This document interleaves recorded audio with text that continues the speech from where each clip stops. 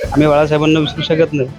कारण त्या शिवसेनेचे आमच्यावर उपकार आहेतच नक्की. विकास करायचा तर आमच्या आमदार माननीय अनुराधाताई चव्हाण यांच्या मार्गदर्शनाखाली आम्ही त्या ठिकाणी विकासाची गंगा सुरू केलेली आहे आणि त्यांच्यावर विश्वास ठेवूनच मी या पक्षामध्ये आलो. जसे जसे महानगरपालिकेच्या निवडणुका तोंडावर आल्या आहेत तसं तसे पक्षप्रवेश मात्र मोठ्या प्रमाणे होताना आपल्याला पाहायला मिळत आहे. पुन्हा एकदा ठाकरे गटाला मोठा धक्का बसलेला आहे. मनोज गांगवे यांनी आज भारतीय जनता पार्टीमध्ये प्रवेश केलेला आहे. माझ्यासोबत मनोज गांगवे आहेत, आपण त्यांची चर्चा करणार.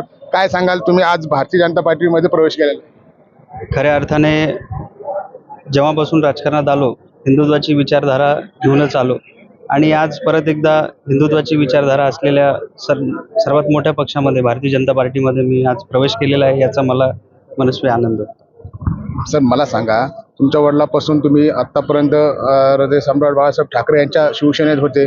तुम्ही निवडून आलेत, मामाही निवडून आलेत. एक मोठं वलय तुमचं निर्माण झालेलं आहे या वार्डामध्ये आणि आज तुम्ही भारतीय जनता पार्टीमध्ये प्रवेश करता आणि भाषणाला सुरुवात करताना देखील तुम्ही ठाकरे साहेबांचं नाव घेतलं.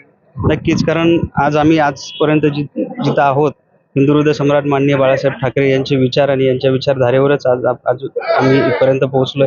आम्ही बाळासाहेबांना विसरू शकत नाही. कारण त्या शिवसेनेचे आमच्यावर उपकार आहेतच नक्की.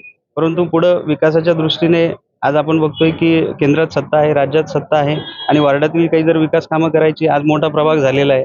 आमच्याकडे काही गुंठेवारी भाग सुद्धा आलेला आहे. या सगळ्या भागामध्ये विकास करायचा तर आमच्या आमदार माननीय अनुराधाताई चव्हाण यांच्या मार्गदर्शनाखाली आम्ही त्या ठिकाणी विकासाची गंगा सुरू केलेली आहे आणि त्यांच्यावर विश्वास ठेवूनच मी या पक्षामध्ये आलो.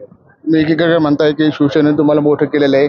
भारतीय जनता पार्टीमध्ये रोज मोठे प्रवेश होत आहेत. अनेक ठाकरे गटाचे असतील, इतर गटाचे देखील नगरसेवक याच्यामध्ये प्रवेश करते.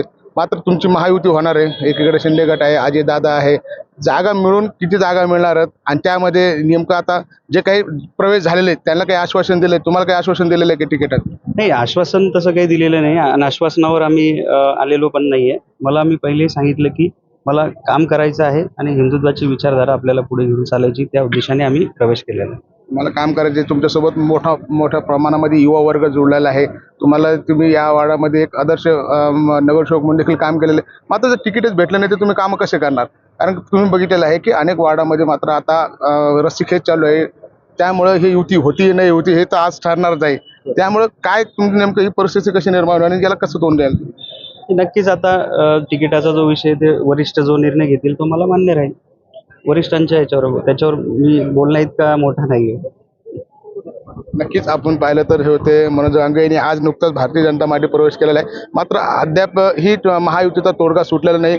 आज बैठक चालू आहे. आपण जर पाहिलं तर त्यामध्ये तोडगा निघणार आहे. मात्र जर महायुतीमध्ये युती जर झाली नाही, दोन्ही वेगवेगळे लढले तर नक्कीच मात्र ज्यांनी प्रवेश केलेला आहे त्यांना मात्र कुठेतरी तिकीट मिळण्याची शक्यता आहे, वर्तवली जात आहे.